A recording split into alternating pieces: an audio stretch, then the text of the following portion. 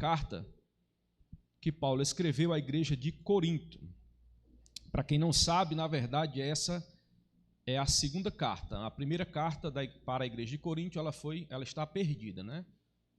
Essa é a segunda carta que nós denominamos como primeira carta de Paulo aos Coríntios. Louvado seja Deus.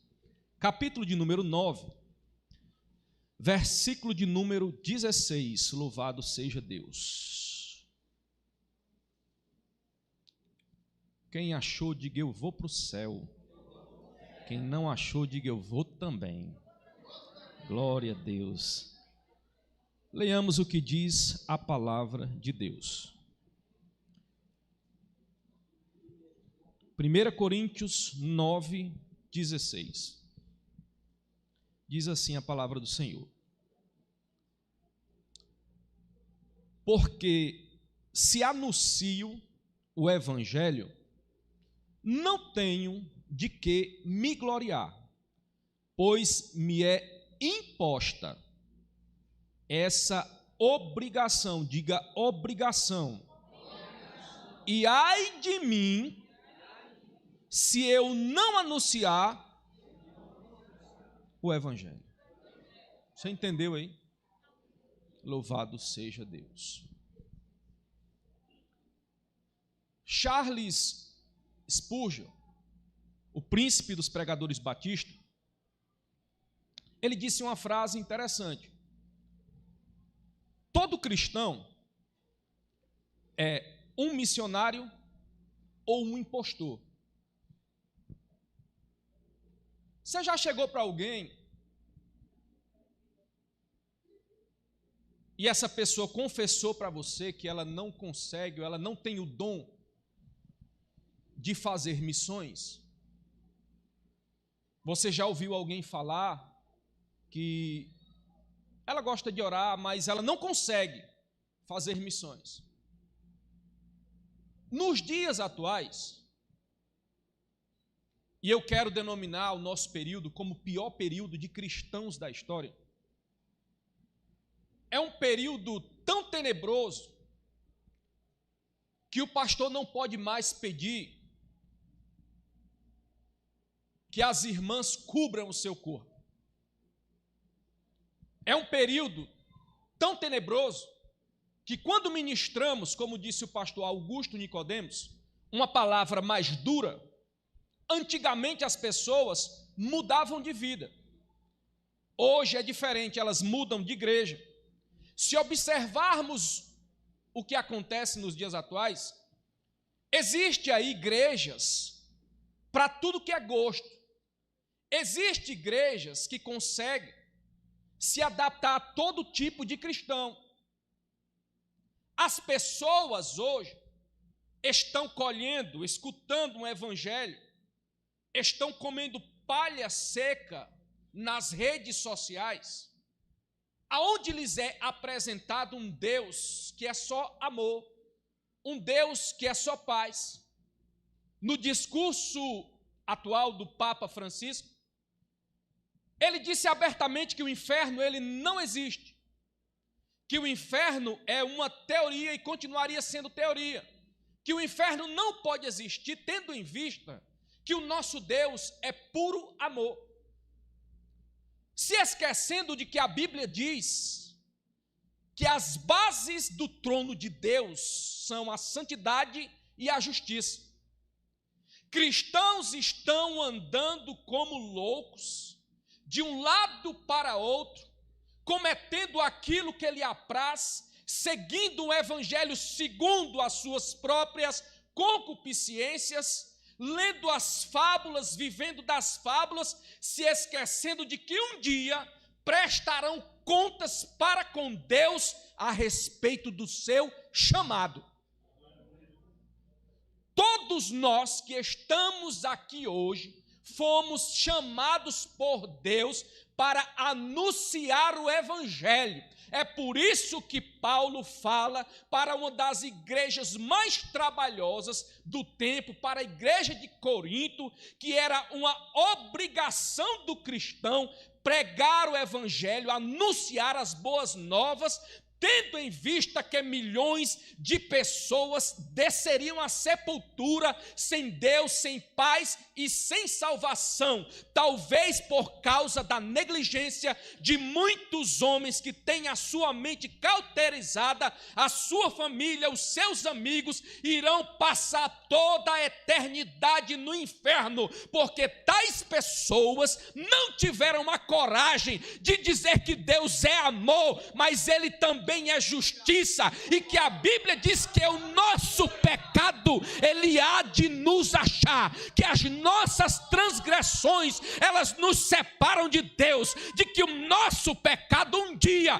ele há de julgar aquilo que nós fazemos.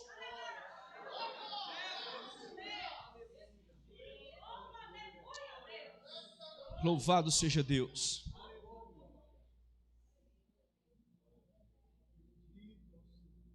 A Bíblia diz no livro de Mateus, capítulo de número 28, portanto, ide, fazei discípulos de todas as nações, batizando-os em nome do Pai, do Filho e do Espírito Santo, ensinando-os a guardar todas as coisas que eu vos tenho mandado.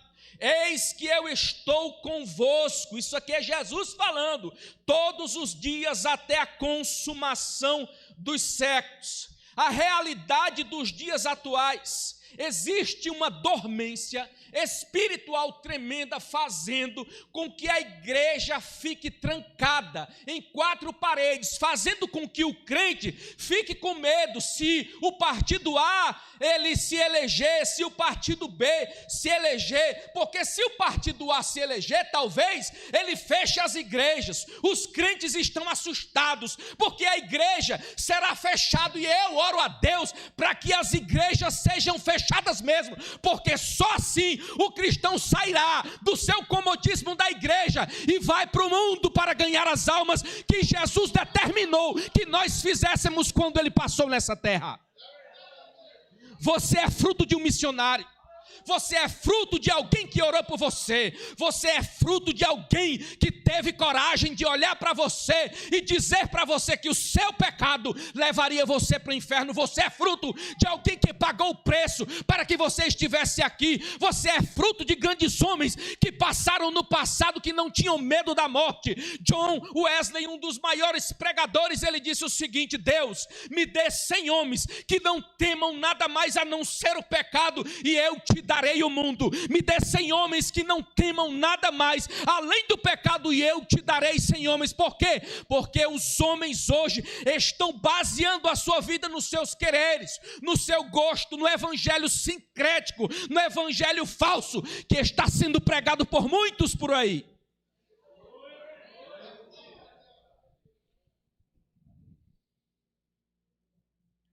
Mateus 24, capítulo 11 e 12, diz o seguinte: e surgirão falsos profetas, e enganarão a muitos, e por se multiplicar a iniquidade, o amor de muitos esfriará.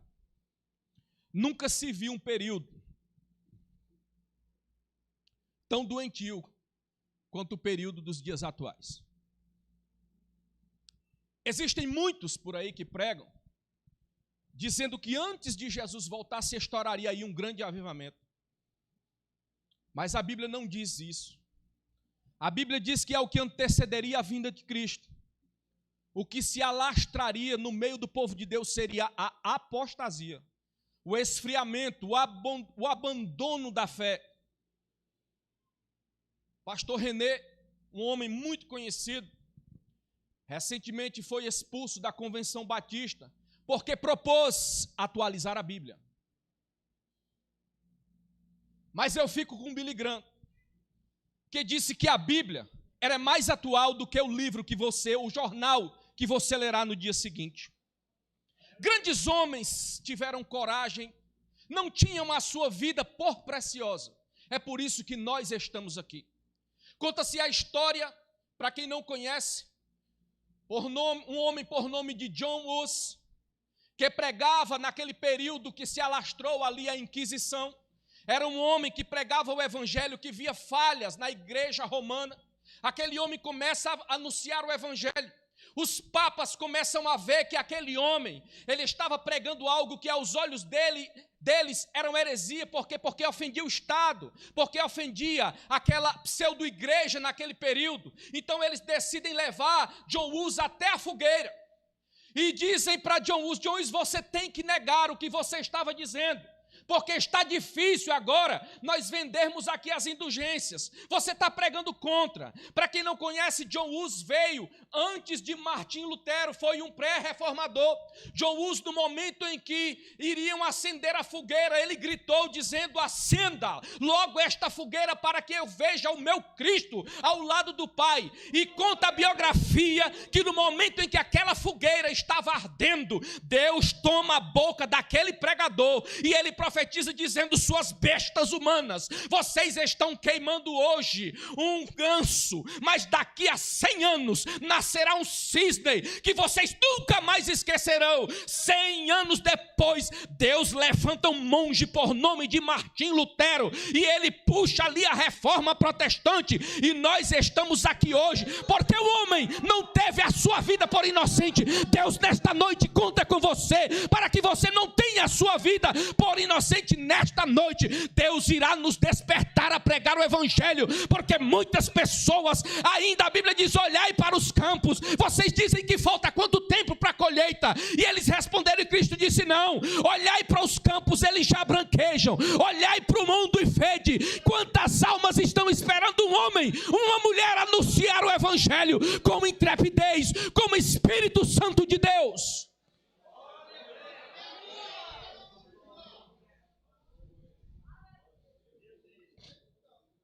Aleluia. Deus levantou um homem por nome de George Whitefield, conhecido como pregador ao ar livre.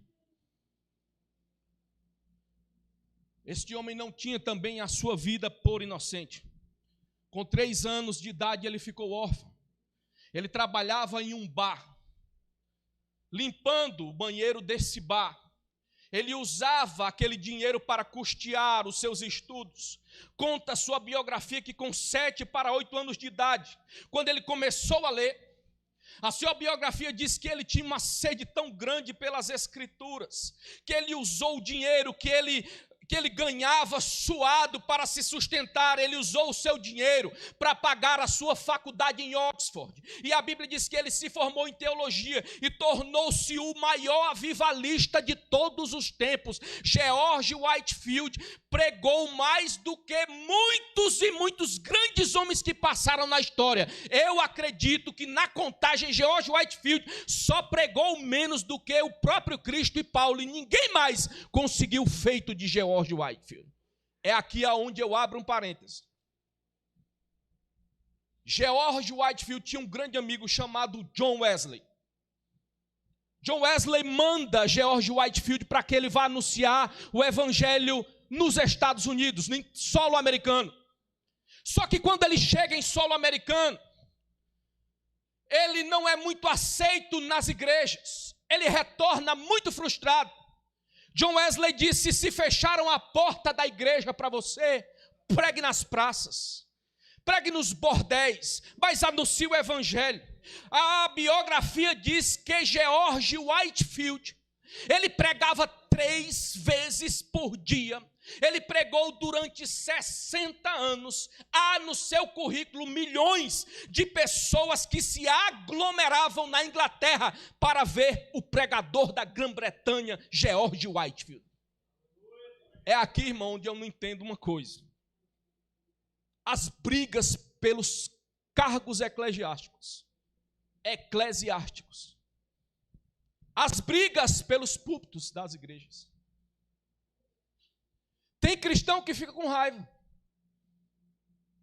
Está com 3 meses que o pastor não me dá uma oportunidade, ele tem algo contra mim. No mundo, ninguém, lá fora, ninguém pode lhe impedir de pregar. Você vê o obreiro, quando ele é um obreiro de verdade, quando ele não espera a oportunidade do pastor, ele vai anunciar o evangelho. Ele vê que o interesse dele é as almas e não o altar do Senhor. Brigas teológicas. discussões políticas, discussões sobre filosofia, inimizades dentro de igreja, obreiros se degladiando, falando mal uns dos outros, e a Bíblia diz que um reino dividido, ele não subsiste. Uns querendo pregar mais do que os outros, uns querendo cantar mais do que os outros, achando que por cantar bem, melhorou. Achando que por cantar bem, que por pregar bem, isso dá o direito de subir na sua vida a chama da soberba. Jesus disse: sem mim nada podeis fazer. E bote uma coisa na sua cabeça: você não é nada sem Jesus. Você pode ter a voz que for, você pode pregar do jeito que for, quando Jesus quiser lhe abater, ele vai lhe abater, para mostrar para você que ele é o Senhor da igreja, que ele é o Deus desta obra, que nós estamos aqui porque a misericórdia de Deus, ela está sobre a nossa vida. Escute, chegaram para George Whitefield certa feita. Para quem não sabe, o Whitefield, ele tinha uma convicção doutrinária diferente da de John Wesley. Um era arminiano e o outro era calvinista. E perguntaram: Dr. George Whitefield, será que nós veremos aquele herege, John Wesley, aquele arminiano herege, John Wesley, que acredita que o cristão, ele perde a salvação se ele não cuidar dela? George Whitefield baixa a sua cabeça diante da plateia e diz: eu tenho certeza que não. E aquela plateia começa a aplaudir por causa da resposta de George Whitefield. Ele olha para a plateia e categoricamente ele diz: não veremos John Wesley, porque ele estará tão próximo de Deus e nós tão longe que nós não conseguiremos ver John Wesley. Há uma briga nas igrejas. A igreja dos dias atuais, ela consegue superar a de Corinto. Uns se dizem de Cefas, outros se dizem de Apolo, e os piores eram os de Cristo. Os piores eram os de Cristo. E os de Cristo existem hoje na igreja. A minha vida, eu só dou satisfação a Jesus, é o de Cristo. Os crentes do monte, nada contra subir o monte, viu, irmão? Em nome de Jesus. Nada contra, pelo amor de Deus. Subi o monte inúmeras vezes, com o propósito de buscar a Deus. Mas nunca deixei de frequentar os cursos de oração, na igreja. Porque onde foi estabelecido a casa de oração não foi o monte, foi a igreja. É por isso que temos visto aí uma banalização do evangelho. Crentes sem doutrina, pregadores sem suas esposas. Esses dias eu vi um pregador dizer: irmão, Deus abriu uma agenda para mim tão violenta que está com 4 meses que eu não vejo minha esposa. Eu tinha vontade de dizer para ele, lá na igreja que meu pai pastoreava, você não sentava nem no púlpito sem sua esposa. Você tem que ter uma desculpa muito plausível, irmão, para você estar por aí sem sua esposa. É por isso que temos visto por aí muitas aberrações, muitos escândalos, pastores, líderes, envolvidos em corrupção até o talo. Deixaram subir ao seu coração a corrupção. Deus levantou grandes homens. E como disse certo pensador, Deus demora mais ou menos 10 anos para formar um pregador de verdade. Conta-se a história de que um grupo de jovens foi até a Inglaterra numa excursão de colégio para visitar a casa onde residiu John Wesley. Para quem não sabe, John Wesley existe no presente, hoje, se você quiser buscar a fonte, existem esboçados 40 mil sermões pregados por John Wesley. Ele pregou durante 40 anos. John Wesley orava 3 horas por dia. John Wesley lia a Bíblia 3 horas por dia. E o restante do seu dia, ele jejuava, pregava, e só depois que ele pregava, é que ele comia alguma coisa.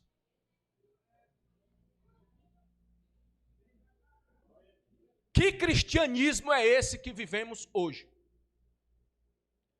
Crentes agora servem ao Senhor pela internet. São enganados pelos profetas. Você abre ali a rede social, tem alguém profetizando, tem alguém falando em mistério. A Bíblia diz que por falta de conhecimento, o povo se perde.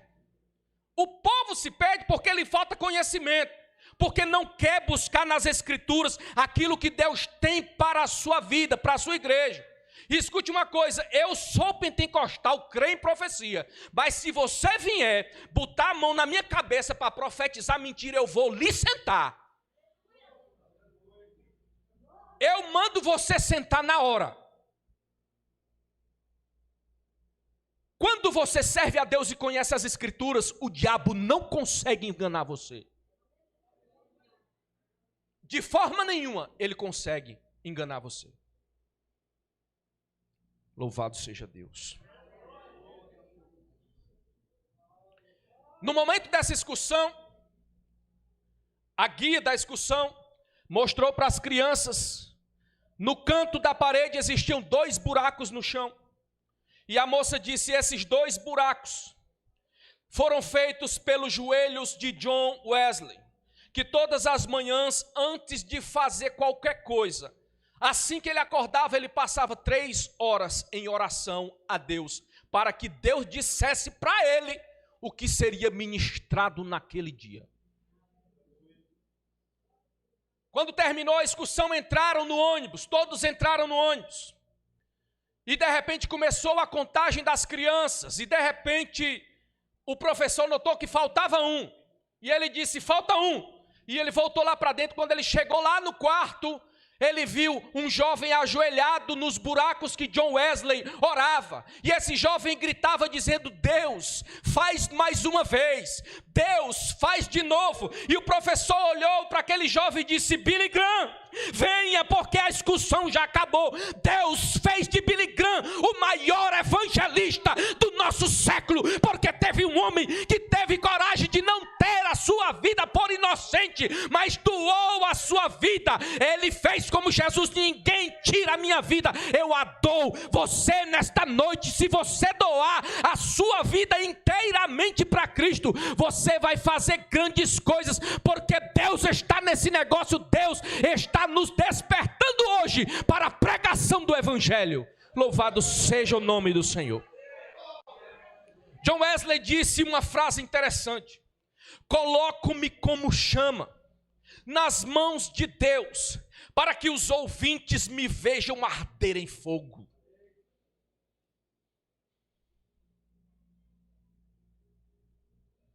Porque, irmão, que é mais fácil passar 5, 6 horas no WhatsApp conversando besteira do que ler as Escrituras. Eu sou crente, eu sou pentecostal, fogo puro. Não conhece o versículo da Bíblia, mas ele conhece de cor as línguas estranhas.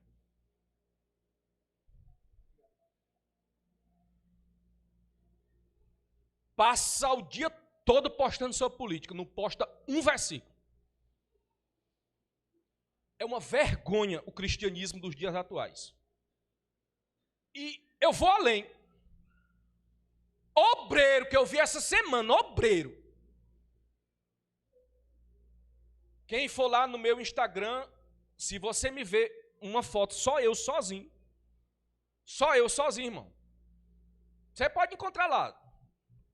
Eu sozinho, eu estou geralmente com algum pastor ou alguém crente. Hoje, os cristãos estão modernos. Eles vão para a academia, e eu não tem problema, você ir para a academia, para mim não tem problema. Se é casado, vá com sua esposa. Que é para depois você dizer que a bichinha não está mais do jeito que você conheceu, e a culpa é sua, viu? A culpa é sempre do homem.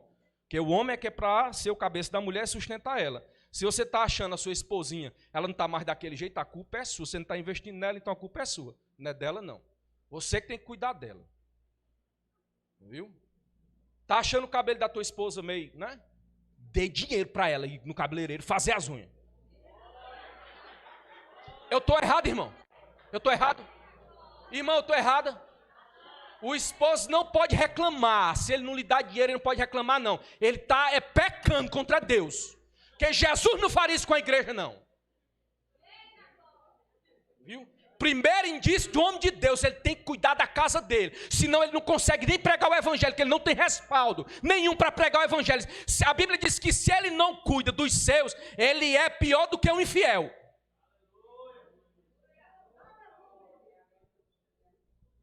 Sabe quantos quilômetros John Wesley percorreu de cavalo? 400.000 quilômetros. Irmão, você tem condição de pregar lá na igreja? A igreja é pequena, irmão, você me dá aí, me dá uma oferta de amor, né? Porque, irmão, é 10 quilômetros daqui para a sua casa, né? Eu vou, a gasolina tá cara e tal. Hoje em dia, eu fui pregar recentemente não, tem uns 3 anos que eu preguei na semana pentecostal lá em Russas. Eu tinha um Corolla 2006, saudade daquele carro. Oh, meu Deus do céu. É porque eu estou com palha, então eu tenho saudade do meu Corolla, né? Eu posso, né? Pecado, né? Eu troquei o Corolla numa casa. E ia chegar um pregador muito conhecido, que pregou lá em Camboriú. Ele era o pregador que ia fechar a noite. O pastor de Russas disse, irmão, você tem como pegar o pregador comigo? Eu disse, rapaz, eu passei minha vida toda ouvindo esse pregador. Que maravilha, rapaz. Aí eu me arrumei, né? Para ver o pregador, porque eu tenho muitas mensagens dele, né? Quando nós chegamos lá no aeroporto de Russas, o pregador olhou e disse, pastor, vem me buscar nesse carro aí? Não, pastor, eu vou morrer nesse carro aí. E pastor, pegue um carro mais novo. Irmão, eu fiquei com minha cara no chão. Eu não vou dizer para você o nome do pregador. Não é da minha... Eu não quero que você fique com raiva de ninguém que prega o evangelho. Não me interessa mais isso aí. Que eu lutei anos para perdoar esse irmão. E perdoei ele, irmão. Sabe por quê? Porque hoje ele caiu. Hoje ele está fora da mídia. Né? Hoje, realmente, ele está vivendo uma vida que só Jesus na causa. Mas ele extorquiu as igrejas. Os grandes homens de Deus pagavam o preço do evangelho com sua própria vida. Eles não tinham sua vida por preciosa. Cadê o relógio, Jesus? Por inocente. Eles iam pregar o evangelho. Cansei de ver meu pai. Às vezes eu cobrava muito da minha mãe. Por que o pai chegava do trabalho e já ia para o campo missionário? Lá eles tinham que andar quilômetros e quilômetros dentro do mato na Bahia para fundar a igreja, foram apedrejados, quase morreram, já perderam o carro lá dentro e eu não entendia aquilo. Eu não entendia por que meu pai fazia aquilo, hoje eu entendo. Que quando nós amamos a Deus, nós não temos nossa vida por preciosa. Para que Deus faça, para que Deus venha ser por nós, venha agir por nós, nós precisamos primeiro buscar o que é do alto, cumprir os ideais de Deus. Sabe por quê? Sabe por que muitas pessoas não têm êxito na sua vida missionária? Finalizo já, em nome de Jesus. Que agora que eu ia começar os tópicos, mas vai ficar para a próxima, em nome de Jesus. Sabe por que muitos não têm êxito? Primeiro, porque não entenderam ainda o evangelho. Não entenderam. Não entenderam a mensagem de reconciliação através da cruz. Não entenderam de que ser crente, de que o evangelho não é um status. Hoje é status. Se é de que igreja? Irmão, só tem 15 crentes lá, misericórdia. Eu vi até uma charge interessante. Uma igreja lotada com jogo de luz. Pastor com carrozão grande, novo. Chegava para outro pregador que a igreja era pequena, poucos membros. Né? E o pastor dizia, irmão, você ainda está com esse fusquinha aí? E o pastor, mais humilde, disse, irmão, porque eu ainda continuo pregando a verdade. É porque eu ainda continuo pregando a verdade. Você quer perder um amigo? Quer que eu lhe diga? Não precisa você fazer nada, basta você dizer a verdade. Mais nada. Você quer perder alguém que você ama? Basta você dizer a verdade. 1 João 3,16, escute isso. A Bíblia diz assim, ó, nisto conheceremos ou conhecemos o que é o amor. Jesus Cristo deu a sua vida por nós. E nós devemos dar a nossa vida pelos nossos irmãos. Como é que você vai dar a sua vida, irmão? Pelo mundo, pelos irmãos, pelas pessoas que estão para ser ganhas lá fora, só orando por elas. Não, tem que orar. A oração, irmão, ela tem que ser seguida de atitude. A oração, ela deve ser seguida de atitude. Você sabia que você luta com o tempo, todo o tempo? Entenda, você luta com o tempo, todo o tempo. Sabe por que você luta com o tempo, todo o tempo?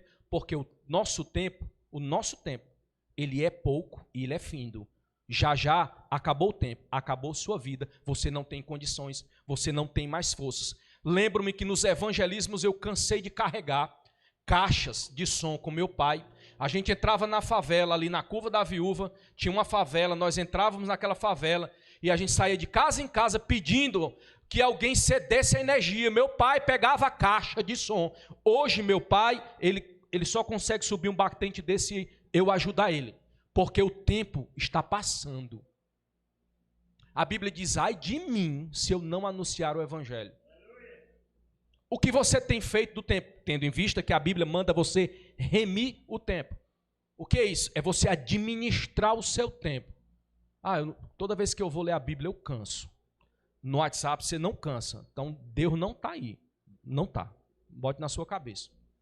Se o culto para você é enfado, se o culto para você gera náuseas para você, se o culto para você é um pouco mais demorado, você já fica agoniado, tenha certeza, irmão, você não faz parte do plano do arrebatamento da igreja. Não tenha dúvidas disso. Ir à igreja não te faz um cristão. Quer que eu lhe prove? Hitler, ele ia à igreja todos os domingos. Existem fotos de Hitler comungando. Ir à igreja não te faz um cristão. Entenda, o cristão não é conhecido pelas suas manifestações espirituais. Tire da sua cabeça. Você só consegue enganar quem não conhece as escrituras. Bote logo na sua cabeça. Você não engana ninguém. O cristão ele é conhecido pelos seus frutos. Pelos seus frutos. É pelos frutos que nós conhecemos a árvore. Árvore ruim só vai dar fruto ruim. Árvore boa, irmão, dá fruto bom. É só você olhar aqui para a igreja. Coisa linda. Uma raiz da Assembleia de Deus, um grupo de senhores. Irmão, de vez em quando Deus tem misericórdia de mim e eu tenho uma agenda até boa, pela misericórdia de Deus. E eu tenho visto aí igreja de todo jeito. Todo jeito. A raiz da Assembleia de Deus, ela está se perdendo. Glorifico a Deus porque algumas ainda mantêm as suas raízes. Eu preguei numa igreja que o púlpito era uma prancha, tá? Com 2 anos. Aí os irmãos conhecem, né? Preguei numa igreja que o púlpito era uma prancha. Só que eu preguei naquela igreja e quando eu comecei a fazer teologia, eu aprendi uma coisa. Eu aprendi a entender que Deus trabalha como Ele quer. Irmão, só eu lá de paletó e gravata, eu não vi uma pessoa de calça, nenhuma. Eu fiquei com vontade de pegar a calça e juntar até o joelho, para ver se eu ficava mais comum entre os irmãos lá, né? Irmão, todos eles vieram me abraçar, mais ou menos no 6º, 7º abraço, eles agradecendo a presença, eu comecei a chorar. Eu disse, Jesus, tu trouxe para eu ministrar, eu estou sendo ministrado. Que amor é esse? Quando terminou o culto ali, veio um jovem em gíria ali, meu irmão pastor, que doideira essa pregação. E eu disse, meu Deus. Eu disse amém. Ele disse: pastor, vamos lá para Beira-Mar, pastor, está cheio de gente precisando de Jesus. Foi lá, pastor, que Jesus me encontrou. Eu estava sujo, drogado. Olha aqui onde eu estou hoje. E desde quando Jesus me salvou, eu não saio mais de lá. Olha aqui meu bolso, pastor, cheio de folheto. Cada folheto desse aqui eu entrego como se fosse a minha última vez. Eu olhei para aquele jovem. Eu senti daquele jovem um amor tão grande, porque eu vi que Deus estava fazendo ali, através daquele jovem. Jovem, coloque uma coisa na sua cabeça: você tem força para vencer o maligno. Deus quer usar você. Agrade a Deus, nem que os homens se desagradem com você. Vou encerrar. Deus lhe chamou e lhe deu uma ordem: pregue o evangelho. Você tem o seu tempo reduzido. Quantas pessoas hoje estão acamadas, pedindo a Deus a cura para voltar, para fazer aquilo que não conseguiram fazer enquanto estavam sadios, e o tempo para elas já acabou. Esses dias agora, eu estava no hospital e ganhei um ateu para Jesus. É um amigo de muito tempo que vivia ironizando a Deus, e ele está em estado terminal do câncer. Eu cheguei para ele ali naquele hospital, eu disse: você me ironizou a vida toda você olhou para mim, me ironizou, mas você sempre me amou, você sempre me respeitou, e eu vim aqui nesse hospital para dizer a você que o Deus que você ironizava, Ele continua amando você, e Ele me trouxe aqui para dizer a você que você é precioso para Deus, que você é precioso, que Ele morreu por você, e Ele não vai desistir de você. Quando eu olhei aquele jovem em estado terminal do câncer, o nome dele é Carlos Beckman, ele estava lá olhando para mim, chorando, e eu disse: você quer aceitar esse Cristo que um dia me salvou, me livrou das mortes, me livrou das trevas? E ele começou a chorar e dizer que queria aceitar a Jesus como Salvador. Eu quero aceitar a Jesus como Salvador. Quando foi no outro dia, eu cheguei para visitar, ele estava com um semblante bonito. Ele disse: Anderson, me explique aqui uma coisa, a minha mãe me falou do negócio de batismo, aquele que crê e for batizado será salvo. Como é que eu posso fazer para ser batizado? Eu disse: meu Deus, ele não vai mais sair daqui, a não ser que o Senhor cure. Eu não posso deixar isso para depois. Eu liguei para um pastor amigo meu, eu disse: pastor, me autorize como diácono, eu vou batizar este homem na cama. O pastor disse: faça logo, meu filho, faça logo, porque a Bíblia manda você ir batizar em nome do Pai, do Filho e do Espírito Santo. Eu peguei o copo, derramei sobre a face daquele jovem e disse: eu te batizo em nome de Jesus Cristo, em nome do Pai, em nome do Filho, para a tua salvação. E eu quero dizer para você que nenhuma condenação há para os que estão em Cristo Jesus. Saiba de uma coisa: o pecado não tem poder sobre a nossa vida. Que a partir desta noite você saia daqui com sua mente entendendo que Deus quer usar você, senhora jovem. Deus quer usar você como um novo John Wesley, como um novo Billy Graham. Deus quer usar você como um novo Martim Lutero, como um dos grandes apóstolos que passaram por essa terra. Basta você doar a sua vida inteiramente para Deus. Que Deus abençoe a todos no nome de Jesus.